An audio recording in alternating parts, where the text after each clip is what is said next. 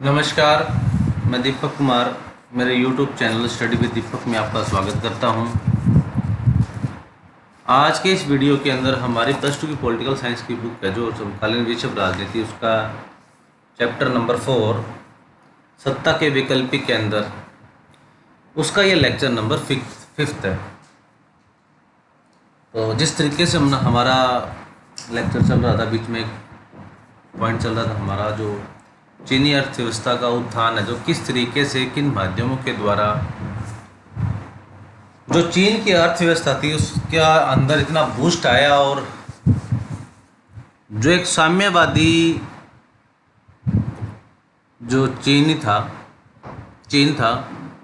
उन्होंने किस तरीके से अपनी व्यवस्था को पूंजीवादी तरीके से उभार कर सामने रखा। तो ये मुख्य रूप से अगर देखा जाए तो 1978 के आसपास की जो घटनाक्रम था, जिसके अंदर उसने अपनी जो एकदम से अलग थलग रहने की जो प्रणाली थी उसमें चेंज कर लिया था। और जब माओ के नेतृत्व में 1949 के अंदर जो कम्युनिस्ट सरकार या उत्थान के माध्यम की द्वारा इसमें चेंज आया था, तो उन्होंने धीरे धीरे अपनी कल्चर, अपनी संस्कृति, अपने इंडस्ट्री, उद्योग, एग्रीकल्चर एंड एजुकेशन, हेल्थ, इन सभी के ऊपर उन्होंने स्टेप बाय स्टेप अपनी पॉलिसियाँ बनाई, अपनी नीतियाँ बनाई, और धीरे धीरे इसको इम्प्रूवमेंट है वो करते चले गए। जब एक दौर ऐसा भी आया था जब आर्थिक जो संकट की स्थिति थी वो चीन के अंदर घर कर गई थी। उसके बाद किस तरीके से जो प्रति व्यक्ति आय कम होती चली गई, और उसके बाद किस तरीके से नीतिगत फैसले वो लेने के बाद जो 1960-70 के दशक के बाद चीनी की अर्थव्यवस्था ने अपना एक सिस्टम बनाने के बाद बूस्ट उसके अंदर आया, और आज विश्व में एक चुनिंदा शक्तिशाली देश के रूप में, दूसरी एक विश्व शक्ति के रूप में इसको माना जाता है। और जैसा कि देखा था कि 2040 के आसपास, 50 के आसपास जो विश्व शक्ति के रूप में भी चीन को माना जा सकता है। तो देखते हैं कि नीतिगत फैसलों की वजह से ये चेंज है वो चीन ने वो कर पाया। चीनी नेतृत्व ने 1970 के दशक में कुछ बड़े नीतिगत निर्णय वो लिए थे। अब जिस तरीके से एग्रीकल्चर, उनकी हेल्थ प्रॉब्लम में कुछ डेवलपमेंट होने के बाद सुधार हो रहा था, और कुछ फैसले वो ले रही थी सरकार है जो, और उनकी इकॉनमी के तौर पे अगर देखा जाता है तो आर्थिक और विश्व शक्ति के रूप में उनकी जो इकॉनमी थी वो इतनी मजबूत है वो नहीं थी।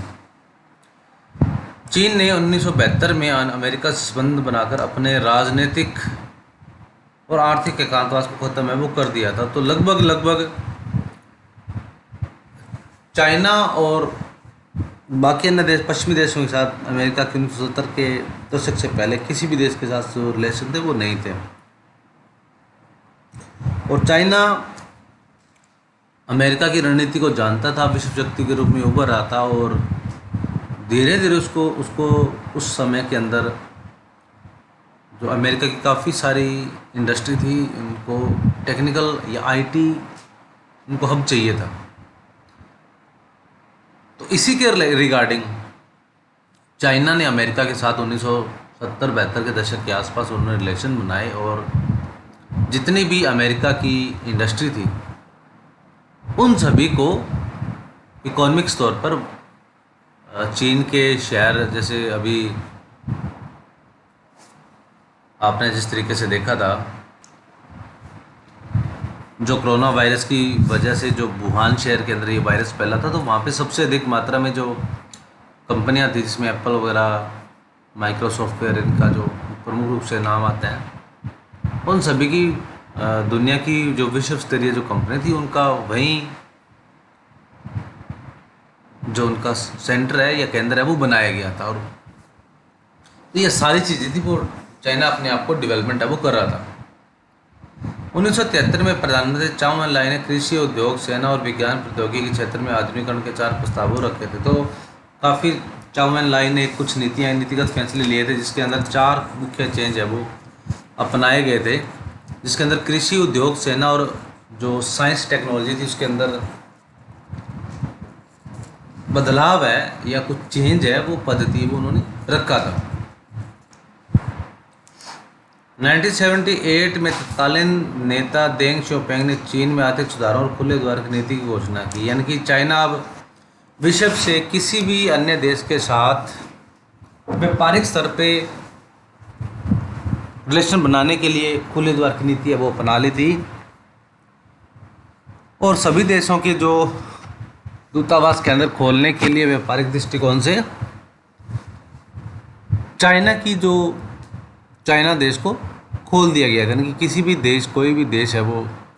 चाइना के साथ व्यापार कर सकता है और अपनी कोई भी इंडस्ट्री उद्योग दूत है वो केंद्र है वो खोल सकता है यहाँ पर। अब नीति यह होगी कि विदेश और पूंजी और प्रौद्योगिकी के निवेश से उच्चतर उत्पादकता को प्राप्त है वो किया जाए, यानी कि ज़्यादा से ज़्यादा वो प्रोडक्शन इन्वेस्टमेंट करने के बाद कंपनी और दूसरे देशों के द्वारा जो टेक्नोलॉजी और पूंजी के द्वारा जो उत्पादन है वो किया जाए। बाजार मूलक अर्थव्यवस्था को अपनाने के लिए चीन ने अपना तरीका है वो आजमाया था। ये सारी देशों की इंडस्ट्री को अपने देश की तरफ उन्होंने अपनाने के लिए जो चेंज कर रहा था उसका मकसद यही था कि जितने भी उद्योग धंधे हैं वो चीन के अंदर इन्वेस्टमेंट किए जाएं, उन सभी के यहाँ पर केंद्र स्थापित किए जाएं और उनको जो जो टेक्नोलॉजी चाहिए वो चाइना के युवाओं को, किसानों से उसकी पूर्ति है वो करवाई जाए। यानी कि इन्वेस्टमेंट बनाने के लिए उन्होंने अपना जो देश की टेक्नोलॉजी का प्रयोग करना सीखा और दूसरों देशों को जो फ़ायदा पहुंचाने की वजह से उसके बदले में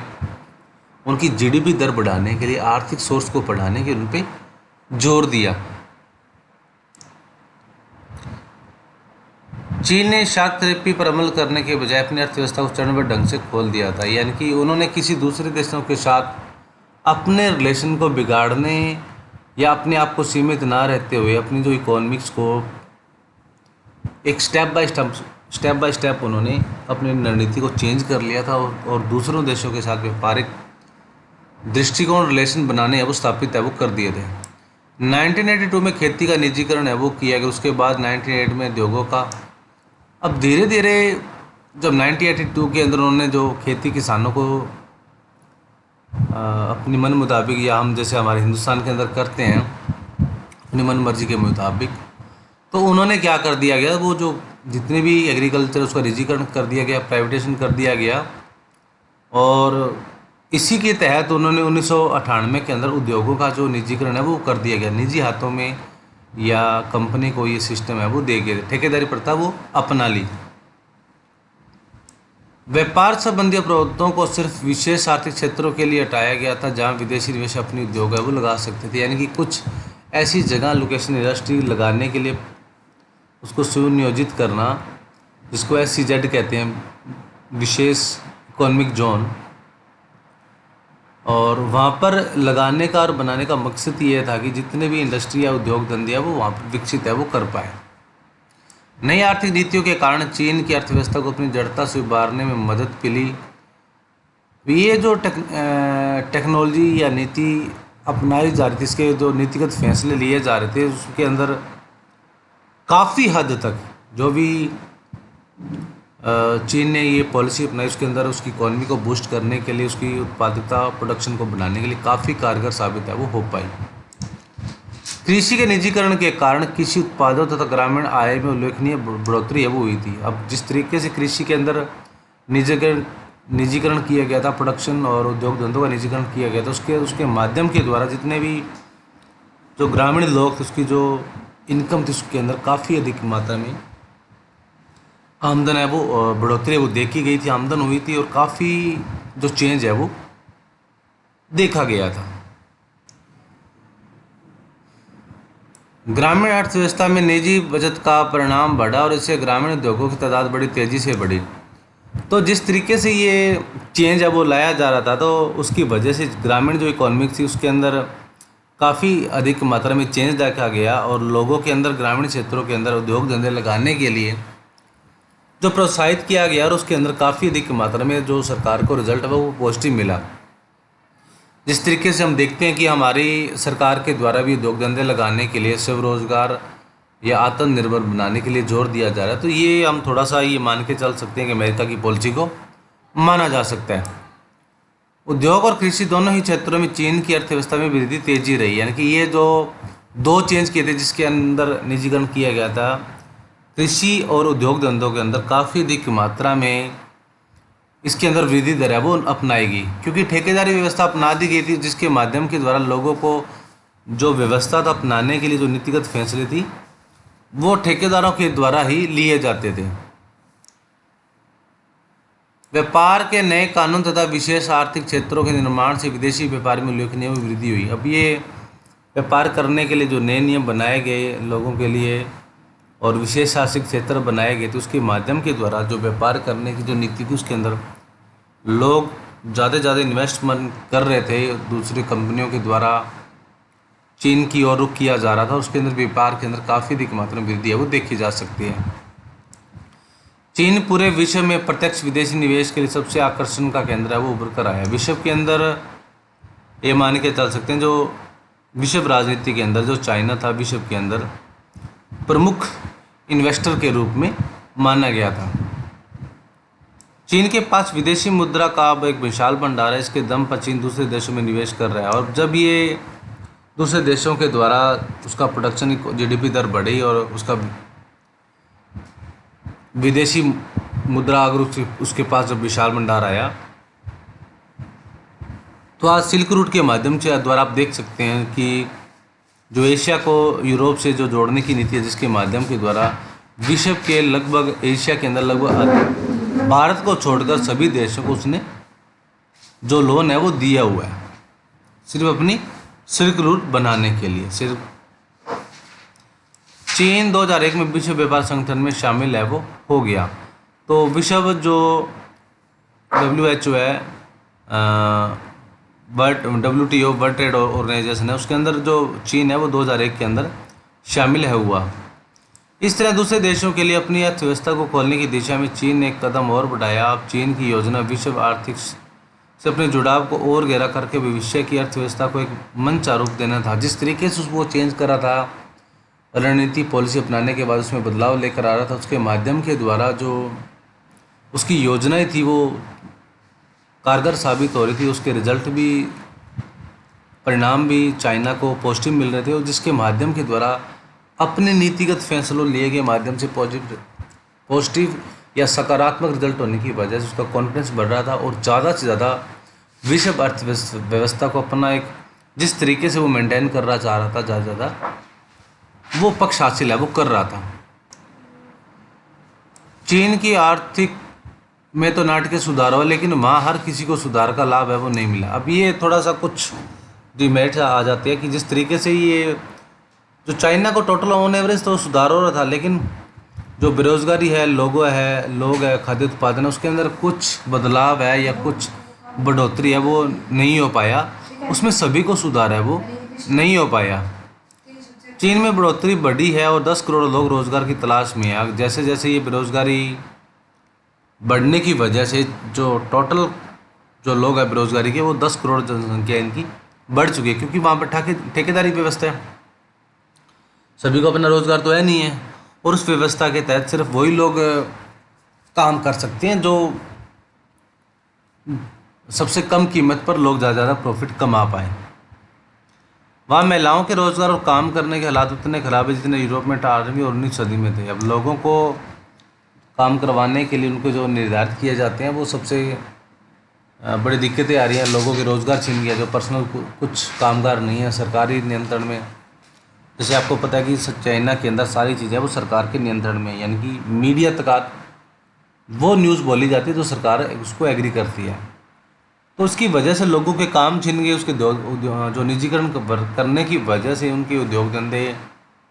छीन गए, और ख़ास करके रोज़गार में महिलाओं और बेरोजगारों की जो जनसंख्या थी, प्रतिशत था, वो उसमें बढ़ोतरी हो रही थी। इसके अलावा पर्यावरण को नुकसान और भ्रष्टाचार से के बढ़ने जैसे परिणामों भी सामने आए। गांव और शहर के तथा तटीय और मुख्य भूमि पर रहने वाले लोगों के बीच आर्थिक फासला बढ़ता जा रहा था। जिस तरीके से ये परिवर्तन हो रहा था, जिसके माध्यम के द्वारा गांव और शहरों का जो एक टेंडेंसी थी वो लोगों के अंदर बढ़ती चली जा रही थी, और मुख्य रूप से लोग अलग थलग है वो हो रहे थे। हालांकि क्षेत्रीय और वैश्विक स्तर पर चीन एक ऐसी ज़बरदस्त आर्थिक शक्ति बनकर उभरा और सभी को लोहा मानने लगे हैं। अब जिस तरीके से चाइना ने अपने आप को डेवलपमेंट किया विश्व के अंदर, विश्व राजनीति के अंदर, विश्व आर्थिक क्षेत्र के अंदर, उसके माध्यम के द्वारा जो चाइना एक नई शक्ति के रूप में विश्व के सामने उभरा है, और अमेरिका के बाद विश्व को जो चाइना है वो दूसरी महाशक्ति के रूप में देखा जा रहा है।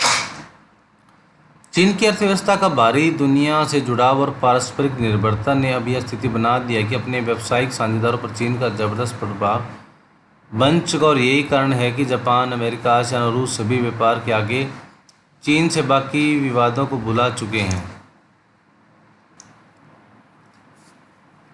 तो व्यापारिक दृष्टिकोण से चीन की जो आज के समय की जो रणनीति है वो कारगर साबित हुई है, और उसके माध्यम के द्वारा चीन के विश्व के अन्य जितने भी देश हैं, चाहे जापान है, अमेरिका है, आसियान है, रूस है, भारत है, उनके भारत भी है। अभी लॉकडाउन की स्थिति के अंदर काफ़ी जो चीज़ें थी हमारे चाइना से इम्पोर्ट होती थी, तो आज उन स्थिति के अंदर लगभग उसकी जो ज़रूरत है चाइना को इकोनॉमिक्स के अंदर,